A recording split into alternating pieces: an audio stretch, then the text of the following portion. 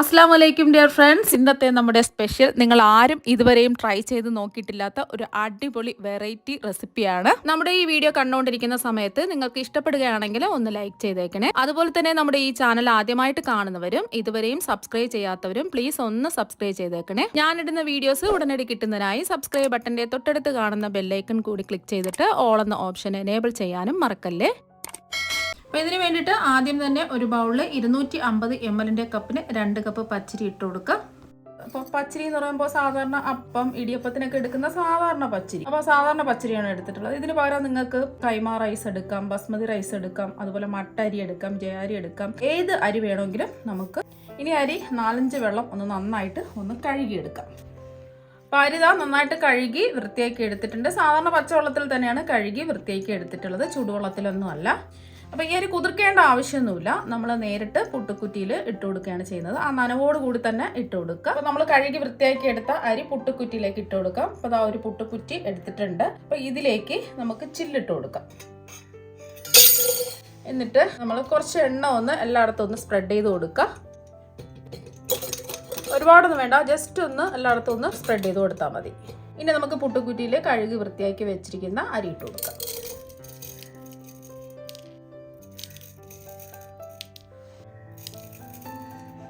പുട്ടുകുറ്റി ഫുള്ളായിട്ട് അരി നിറച്ചിട്ടുണ്ട്. ആ നനവോട് കൂടി തന്നെ പുട്ടുകുറ്റി ഫുള്ളായിട്ട് അരി നിറച്ചു കൊടുക്കുക. ഞാൻ എടുത്ത ഈ പുട്ടുകുറ്റിയുടെ അളവിന് കറക്റ്റ് പാകത്തിനുള്ളതാണ്, അതുകൊണ്ടാണ് ഞാൻ 2 കപ്പ് എടുത്തിട്ടുള്ളത്. നിങ്ങൾക്ക് എത്രയാണോ അരി ആവശ്യമുള്ളത് അതിനനുസരിച്ചിട്ട് എടുക്കുക.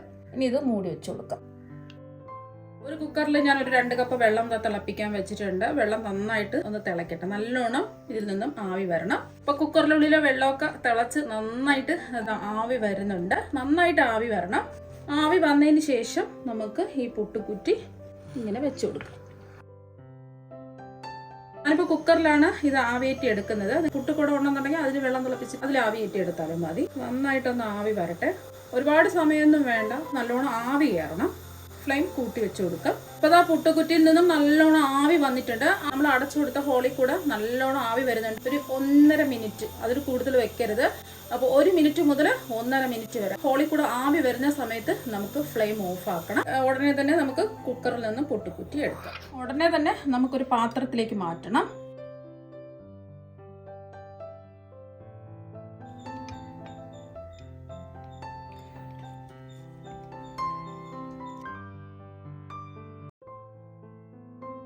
അപ്പോൾ ആ പുട്ടുകുറ്റിയിൽ നിന്ന് നമ്മൾ അരി ഒരു പാത്രത്തിലേക്ക് മാറ്റിയിട്ടുണ്ട്. ഒന്നുകിൽ സ്പൂൺ വെച്ചിട്ട് ഇങ്ങനെ എടുക്കുകയോ അല്ലെങ്കിൽ നമ്മുടെ പുട്ടുകുറ്റി തള്ളുന്ന ഒരു സംഭവം ഉണ്ടല്ലോ, കോല്, അപ്പോൾ അത് വെച്ചിട്ട് ഒന്ന് തള്ളിക്കൊടുക്കുകയാണെന്നുണ്ടെങ്കിൽ ഇങ്ങനെ നമുക്ക് കുറ്റിയിലൊന്നും ഒട്ടിപ്പിടിക്കാതെ അരി നമുക്ക് എടുക്കാൻ പറ്റും. പുട്ടുകുറ്റിയിലൊന്നും ഒട്ടിപ്പിടിച്ചിട്ടൊന്നുമില്ല, അതുകൊണ്ടാണ് നമ്മൾ എണ്ണ ഒന്ന് ബ്രഷ് ചെയ്ത് കൊടുത്തിട്ടുള്ളത്. അപ്പോൾ അത് നല്ല ചൂടാണ്. കൈ വെച്ചിട്ട് ഒരു സ്പൂൺ വെച്ചിട്ട് പൊടിച്ചിട്ട് കൊടുക്കുക.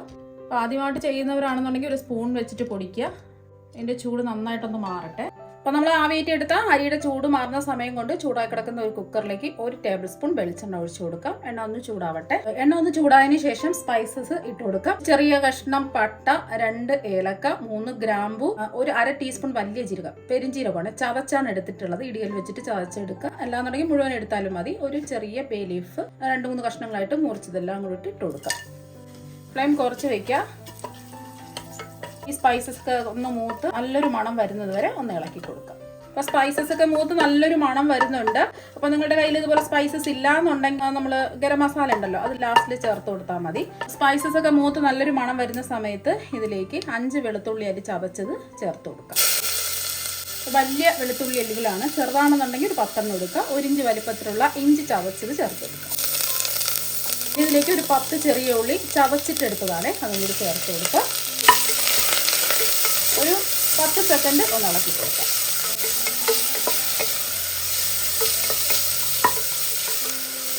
ഇപ്പോൾ ഒരു 10 സെക്കൻഡ് ഇതാ ഒന്ന് ഇളക്കി കൊടുത്തിട്ടുണ്ട്. ഇഞ്ചിയുടെയും വെളുത്തുള്ളിയുടെയും ആ പച്ച മണമൊക്കെ ഒന്ന് മാറി കിട്ടിയിട്ടുണ്ട്. ഇനി ഇതിലേക്ക് ഒരു വലിയ സവാള ചെറുതായിട്ട് കട്ട് ചെയ്ത് ചേർത്ത് കൊടുക്കാം. അതുപോലെ തന്നെ 2 പച്ചമുളക് ഇതുപോലെ നീളത്തിൽ കട്ട് ചെയ്തും കൂടി ചേർത്ത് കൊടുക്കാം. അധികം എരിവില്ലാത്തത് കൊണ്ടാണ് ഞാൻ 2 പച്ചമുളക് എടുത്തിട്ടുള്ളത്. എരിവുള്ള പച്ചമുളകാണെന്നുണ്ടെങ്കിൽ 1 എടുത്താൽ മതി. പച്ചമുളക് വേണ്ടാന്നുണ്ടെങ്കിൽ പച്ചമുളക് ഒഴിവാക്കാം. സവാള എല്ലാം ജസ്റ്റ് ഒന്ന് വാടി കിട്ടുന്നവരെ ഒന്ന് ഇളക്കി കൊടുക്കാം. ഒരുപാട് സമയമൊന്നും വേണ്ട. മീഡിയം ഫ്ലെയിം വെച്ച് കൊടുക്കാം.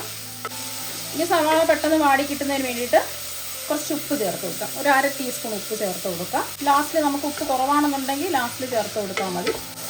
അപ്പോൾ സവാളയൊക്കെ എന്താ ജസ്റ്റ് ഒന്ന് വാടി കിട്ടിയിട്ടുണ്ട്. ഒരു ഗോൾഡൻ നിറമൊന്നും ആവേണ്ട ആവശ്യമില്ല, ജസ്റ്റ് ഒന്ന് വാടി കിട്ടിയാൽ മതി. ഇതിലേക്ക് ഒരു തക്കാളി ചെറുതായിട്ട് കട്ട് ചെയ്ത് ചേർത്ത് കൊടുക്കാം.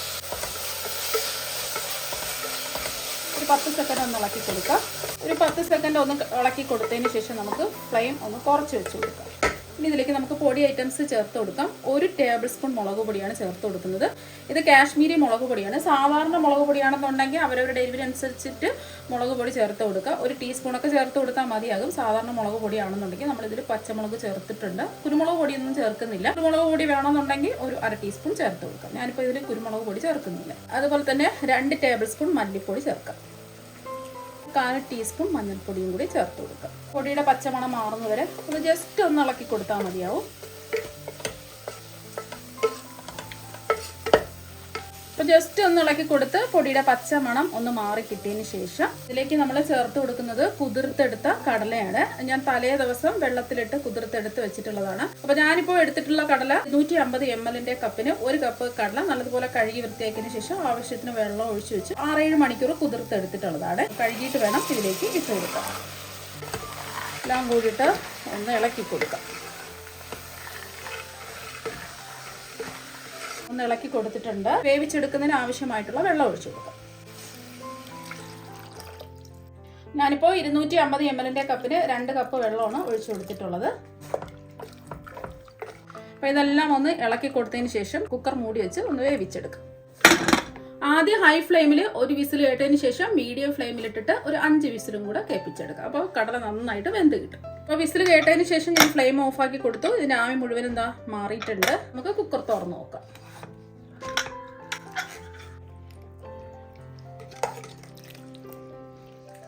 ഇനി കടലയെല്ലാം ഒന്ന് വെന്തിട്ടുണ്ടോന്ന് ഒന്ന് ചെക്ക് ചെയ്ത് നോക്കാം. ജസ്റ്റ് ഒന്ന് ചൂട് മാറിയിട്ട് ഒന്ന് പിടിച്ച് നോക്കുക. ഒന്ന് പ്രസ് ചെയ്ത് നോക്കുമ്പോൾ നല്ലോണം വെന്തിട്ടുണ്ട്. വെന്തിട്ടില്ല എന്നുണ്ടെങ്കിൽ മീഡിയം ഫ്ലെയിമിലിട്ടിട്ട് ഒരു വിസിലും കൂടെ കേൾപ്പിക്കാം. വീണ്ടും ഫ്ലെയിം ഓണാക്കി കൊടുക്കുക. ഇതിലേക്ക് ഒരു 1/2 ടീസ്പൂൺ ഗരം മസാലപ്പൊടിയും കൂടി ചേർത്ത് കൊടുക്കുക. നമ്മൾ സ്പൈസസ് ചേർത്ത് കൊടുത്തിട്ടുണ്ട്. അപ്പോൾ അതുകൊണ്ടാണ് 1/2 ടീസ്പൂൺ ഗരം മസാലപ്പൊടി ചേർത്ത് കൊടുത്തത്. അപ്പോൾ ആ സ്പൈസസ് ആദ്യമേ ചേർത്തിട്ടില്ല എന്നുണ്ടെങ്കിൽ 1 ടീസ്പൂൺ ഗരം മസാലപ്പൊടി ചേർത്ത് കൊടുക്കുക.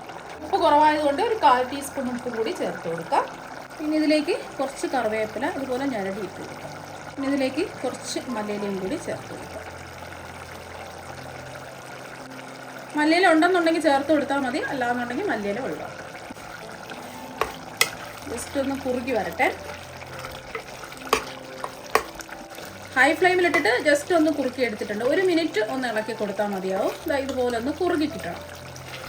ഇതിൽ നിങ്ങൾക്ക് വേണമെന്നുണ്ടെങ്കിൽ ഒരു 1/2 ടീസ്പൂൺ പഞ്ചസാര കൂടി ചേർത്ത് കൊടുക്കാം. കുറച്ചും കൂടെ നല്ല ടേസ്റ്റ് ആയിരിക്കും. ഞാനിപ്പോൾ ഇതിൽ പഞ്ചസാര ചേർക്കുന്നില്ല. ഇനി നമുക്കിതിലേക്ക് 1 കപ്പ് തേങ്ങാപ്പാൽ, നല്ല കുറുകിയ 1-ാം പാലാണ്, 1 കപ്പ് ഒഴിച്ചു കൊടുക്കാം. ഒഴിച്ചു കൊടുത്തതിന് ശേഷം ഒന്ന് ഇളക്കി കൊടുത്ത് ഒന്ന് ചൂടായി കിട്ടിയാൽ മാത്രം മതി. തിളക്കേണ്ട ആവശ്യമില്ല. അപ്പോൾ അതൊന്ന് ചൂടായി കിട്ടിയിട്ടുണ്ട്. ഇനി നമുക്ക് ഫ്ലെയിം ഓഫ് ആക്കാം. അടിപൊളി ടേസ്റ്റുള്ള കടലക്കറി ഇതാ ഇവിടെ റെഡി ആയിട്ടുണ്ട്. നിങ്ങൾക്ക് വേണമെന്നുണ്ടെങ്കിൽ ഇതിൽ കടുക് താളിച്ചിട്ട് കൊടുക്കാം. ഞാനിപ്പോൾ കടുക് താളിച്ച് ഇടുന്നില്ല. ഇങ്ങനെയാണ് ഞാൻ എടുക്കുന്നത്. ഇനി കുക്കർ മൂടി വെച്ച് കുറച്ച് സമയം ഇങ്ങനെ ഇരിക്കട്ടെ.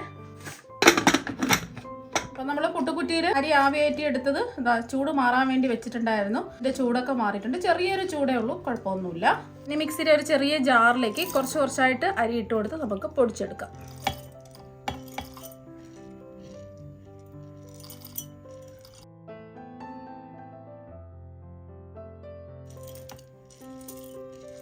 മിക്സിയുടെ ജാറിന്റെ 1/4 ഭാഗത്തോളം അരി ഇട്ട് കൊടുത്തിട്ടുണ്ട്.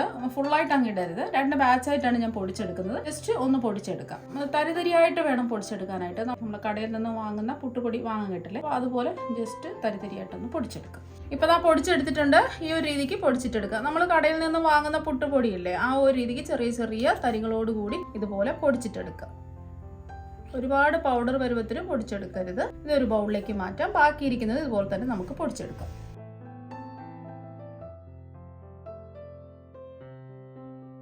രണ്ടാമത്തെ ബാച്ചും പൊടിച്ചെടുത്തിട്ടുണ്ട്. ഇനി ഇതിലേക്ക് ആവശ്യത്തിനുള്ള ഉപ്പിട്ട് കൊടുക്കാം. ഞാനിപ്പോൾ ഒരു 1/2 ടീസ്പൂൺ ഉപ്പാണ് ഇട്ട് കൊടുത്തിട്ടുള്ളത്. ഒന്ന് മിക്സ് ചെയ്യാം. മാവിൻ്റെ എല്ലാ ഭാഗത്തും ഉപ്പ് എത്തണം. അവരവരുടെ ആവശ്യത്തിനനുസരിച്ച് ഉപ്പ് ചേർത്ത് കൊടുക്കുക. ഉപ്പ് മാവിൻ്റെ എല്ലാ ഭാഗത്തും എത്തണം. അപ്പോൾ അതൊന്ന് മിക്സ് ചെയ്തെടുത്തിട്ടുണ്ട്. ഇനി കുറച്ചായിട്ട് വെള്ളം ഒഴിച്ച് ഈ മാവൊന്ന് നനച്ചെടുക്കാം. സാധാരണ പുട്ടുപൊടി കുഴയ്ക്കുന്ന പോലെ ഒരുപാട് വെള്ളം ഒഴിച്ച് നനയ്ക്കരുത്. കുറച്ച് കുറച്ചായിട്ട് വെള്ളം ഒഴിച്ചിട്ട് നനച്ചിട്ടെടുക്കാം. ഞാൻ ലാസ്റ്റിൽ പറയാം എത്ര വെള്ളം ആവശ്യമായിട്ട് വന്നിട്ടുണ്ടെന്ന്.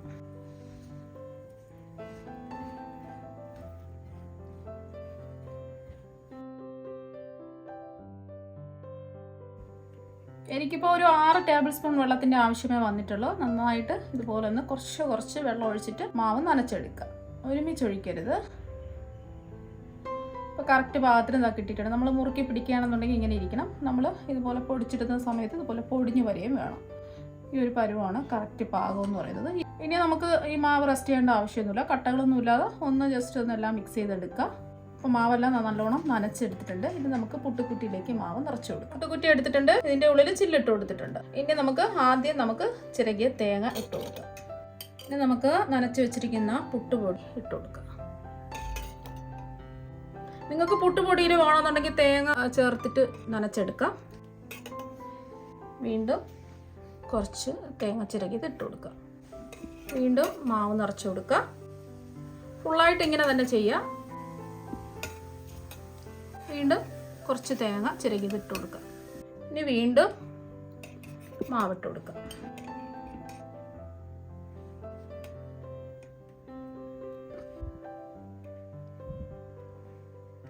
ലാസ്റ്റിൽ കുറച്ച് തേങ്ങ ചിരവിയതും കൂടി ഇട്ട് കൊടുക്കുക. പുട്ടുകുറ്റി നമുക്കിതുപോലെ അടച്ചു കൊടുക്കാം. അപ്പം നമ്മൾ നേരത്തെ അരി ആവിയേറ്റാൻ എടുത്ത വെള്ളം തന്നെയാണ് കുക്കറിൽ വെച്ച് കൊടുത്തിട്ടുള്ളത്. നല്ലതുപോലെ തിളച്ച് ആവി വന്നതിന് ശേഷം പുട്ടുകുറ്റി വെച്ച് കൊടുക്കാം. നല്ലോണം ഒന്ന് ആവി കയറട്ടെ. അപ്പോൾ നന്നായിട്ട് ഒന്ന് ആവി വന്നതിന് ശേഷം ഒരു 2 മിനിറ്റും കൂടെ വെച്ചേക്കാം. മീഡിയം ഫ്ലെയിമിൽ ഇട്ടിട്ടാണ് പുട്ട് ആവിയേറ്റി എടുത്തിട്ടുള്ളത്. നന്നായിട്ട് ആവി വന്നതിന് ശേഷം ഒരു 2 മിനിറ്റും കൂടെ വെച്ചെടുത്തതിന് ശേഷം നമുക്ക് കുക്കറിൽ നിന്ന് പുട്ടുകുറ്റി എടുത്ത് മാറ്റാം.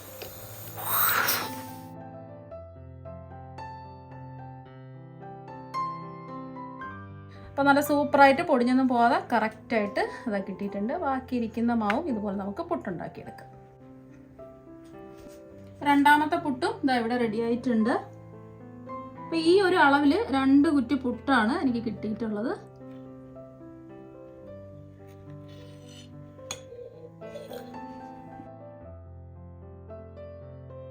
അപ്പോൾ പുട്ട് ഇവിടെ റെഡി ആയിട്ടുണ്ട്. നല്ല സോഫ്റ്റ് ആയിട്ടുള്ള പുട്ടാണ്. അപ്പോൾ നല്ല ടേസ്റ്റാണ് കഴിക്കാൻ വേണ്ടിയിട്ട്. സാധാരണ നമ്മൾ പുട്ടുപൊടി ഉപയോഗിച്ചല്ലേ നമ്മൾ പുട്ടുണ്ടാക്കാറ്. ഇനി പുട്ടുപൊടിയുടെ ഒന്നും ആവശ്യമില്ല.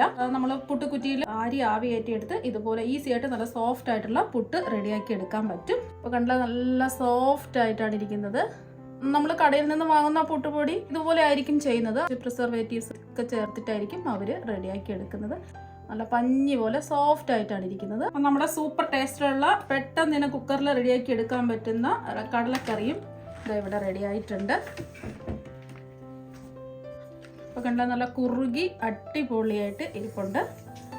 പുട്ടുകുറ്റിയിൽ അരി ആവി കയറ്റി ഇതുപോലെ പുട്ട് തയ്യാറാക്കി നോക്കുക. നല്ല അടിപൊളി ടേസ്റ്റിലുള്ള പഞ്ഞി പോലെ സോഫ്റ്റ് ആയിട്ടുള്ള പുട്ട് നിങ്ങൾക്ക് റെഡിയാക്കി എടുക്കാൻ പറ്റും. അപ്പോൾ നമ്മൾ രണ്ടാമത്തെ ബാച്ച് പുട്ട് റെഡിയാക്കി എടുക്കുന്ന സമയത്ത് മാവ് ഡ്രൈ ആയി പോയിട്ടുണ്ടെന്നുണ്ടെങ്കിൽ കുറച്ച് വെള്ളം തളിച്ച് ഒന്ന് നനച്ചിട്ട് വേണം പുട്ടുകുറ്റിയിലേക്ക് ഇട്ട് കൊടുക്കാൻ. നല്ല സോഫ്റ്റാണ്, നല്ല ടേസ്റ്റാണ്. നമ്മൾ കടയിൽ നിന്ന് വാങ്ങുന്ന പുട്ടുപൊടിയേക്കാളും നല്ല ടേസ്റ്റാണ്. നിങ്ങൾ എന്തായാലും പുട്ടുകുറ്റിയിൽ ആവിയേറ്റി ഇതുപോലെ പുട്ട് തയ്യാറാക്കി നോക്കുക. തീർച്ചയായും നിങ്ങൾക്ക് എല്ലാവർക്കും ഒരുപാട് ഇഷ്ടമാകും. അപ്പോൾ നമുക്ക് മറ്റൊരു വെറൈറ്റി വീഡിയോ ആയിട്ട് വീണ്ടും കാണാം. താങ്ക്